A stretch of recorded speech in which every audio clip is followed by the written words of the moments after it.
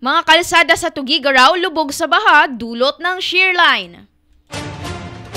Lubog sa baha ang ilang kalsada sa Tuguegarao City matapos umapaw ang ilog Cagayan at Pinakanawan River bunsod ng walang tigil na pag-ulan na dulot ng shear line. Kabilang sa mga binahang lugar ang Sentro 10, Sentro 11, Sentro 1 at Cunacao Street na patungo sa Pinakanawan Avenue.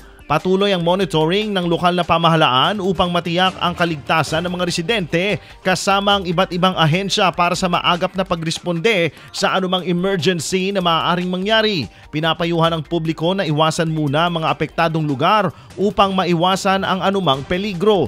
Mahigpit din ang paalala na nananatiling updated o na manatiling updated sa lagay ng panahon at sumunod sa mga abiso mula sa otoridad. Sa kabila ng sitwasyon, nananatiling handa ang lokal na pamahalaan upang magbigay ng tulong at suporta sa mga pamilyang apektado ng pagbaha.